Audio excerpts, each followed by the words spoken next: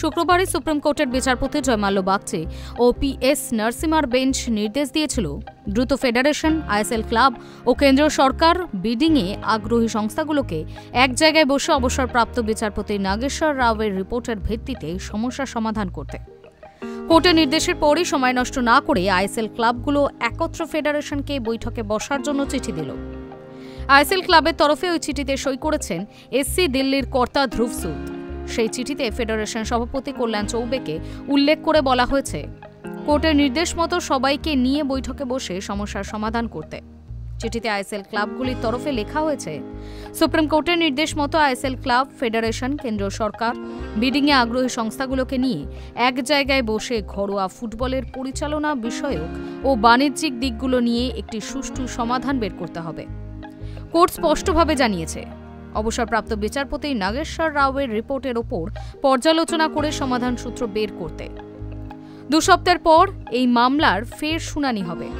8ই December ফেডারেশনের সঙ্গে FSDL এর চুক্তি শেষ হয়ে যাচ্ছে।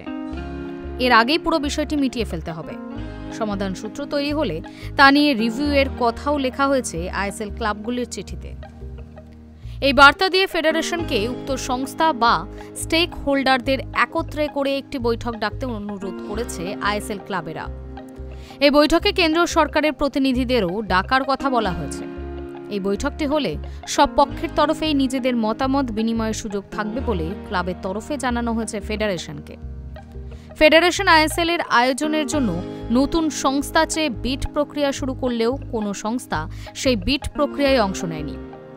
তারপর ফেডারেশনের বিড ইভ্যালুয়েশন কমিটির চেয়ারম্যান অবসরপ্রাপ্ত বিচারপতি নাগেশ্বর রাও একটি রিপোর্ট জমা দিয়েছিলেন সুপ্রিম কোর্টে। শনিবারই আইএসএল সেই মামলার শুনানিতে সলিসিটর জেনারেল তুষার মেহতা বিচারপতিদের জানিয়েছেন সংশ্লিষ্ট দপ্তরের মন্ত্রী আইএসএল এর এই সমস্যার পুরো বিষয়টি অবগত। দেশের সেরা ফুটবল প্রতিযোগিতা নিশ্চিত করতে কেন্দ্রীয় সরকার সচেষ্ট, তবে কেন্দ্র পুরো বিষয়টিতেই হস্তক্ষেপ করছে ফুটবলারদের স্বার্থে। তবে এটাও জানানো হয়েছে ফিফার নিয়ম মেনেই সবকিছু পদক্ষেপ নেওয়া হবে। Hi news network.